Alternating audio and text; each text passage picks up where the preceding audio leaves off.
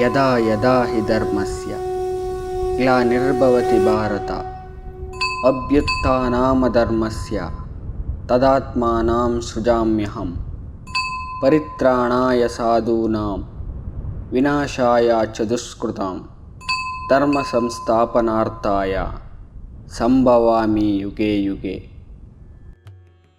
ಯಾವಾಗ ಧರ್ಮವು ಕುಸಿತಗೊಳ್ಳುತ್ತದೆ, ಅಧರ್ಮವು ಗರ್ವದಿಂದ ತಲೆ ಎತ್ತುತ್ತದೆ, ಆಗ ನಾನು ಸ್ವತಃ ಅವತರಿಸಿ ಸಾಧುಗಳ ರಕ್ಷಣೆಗೆ, ದುಷ್ಟರ ವಿನಾಶಕ್ಕೆ ಮತ್ತು ಧರ್ಮದ ಪುನಃಸ್ಥಾಪನೆಗೆ ಪ್ರತಿಯುಗದಲ್ಲೂ ಬರುತ್ತೇನೆ ಎಂದು ಭಗವಾನ್ ಶ್ರೀಕೃಷ್ಣರು ಘೋಷಿಸಿದ್ದಾರೆ.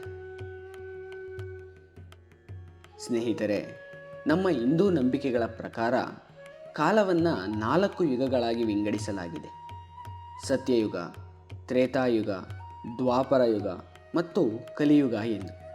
ಪ್ರಸ್ತುತ ನಾವು ಕಲಿಯುಗದಲ್ಲಿ ಜೀವಿಸುತ್ತಿದ್ದೇವೆ.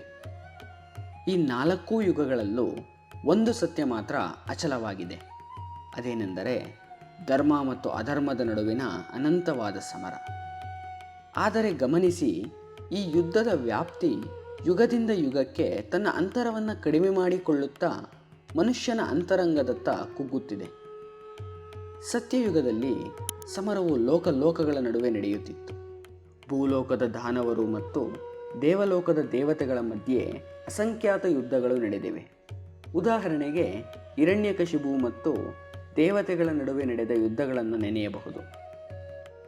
ನಂತರ ತ್ರೇತಾಯುಗದಲ್ಲಿ ಧರ್ಮ ಮತ್ತು ಅಧರ್ಮಗಳ ನಡುವಿನ ಸಮರವು ತನ್ನ ಮೊದಲಿನ ಅಂತರವನ್ನು ಕಡಿಮೆ ಮಾಡಿಕೊಂಡು 2 ದೂರದ ಭೂಪ್ರದೇಶಗಳ ನಡುವೆ ನಡೆಯಿತು. ಅದುವೇ ಭಾರತದ ಅಯೋಧ್ಯಾಪುರದ ರಾಮ ಮತ್ತು ಸಮುದ್ರ ಪಾರಿನ ಲಂಕಾಪುರದ ರಾವಣರ ನಡುವೆ ನಡೆದ ಯುದ್ಧ. ಹೀಗೆ ಮುಂದುವರೆದು ದ್ವಾಪರ ಯುಗದಲ್ಲಿ ಯುದ್ಧದ ಅಂತರ ಇನ್ನೂ ಕಡಿಮೆಯಾಯಿತು. ಈ ಬಾರಿ ಒಂದೇ ಕುಟುಂಬದ ಅಣ್ಣ ತಮ್ಮಂದಿರಾದ ಪಾಂಡವರ ಮತ್ತು ಕೌರವರ ನಡುವೆ ಕುರುಕ್ಷೇತ್ರವೆಂಬ ಮಹಾಯುದ್ಧವೇ ನಡೆಯಿತು. ಆದರೆ ಕಲಿಯುಗದಲ್ಲಿ ಸಮರದ ರಣಾಂಗಣವೇ ಬದಲಾಗಿದೆ. ಈಗ ಅದು ಹೊರಗೆ ಅಲ್ಲ, ನಮ್ಮ ಅಂತರಂಗದಲ್ಲೇ ನಡೆಯುತ್ತಿದೆ. ಒಬ್ಬನೇ ಮನುಷ್ಯನ ಹೃದಯದಲ್ಲಿ ದೈವ ಗುಣಗಳು ಮತ್ತು ರಾಕ್ಷಸ ಗುಣಗಳು ಮುಖಾಮುಖಿಯಾಗಿವೆ. ನಮ್ಮ ಮನಸ್ಸೇ ಈಗ ಒಂದು ಕುರುಕ್ಷೇತ್ರ.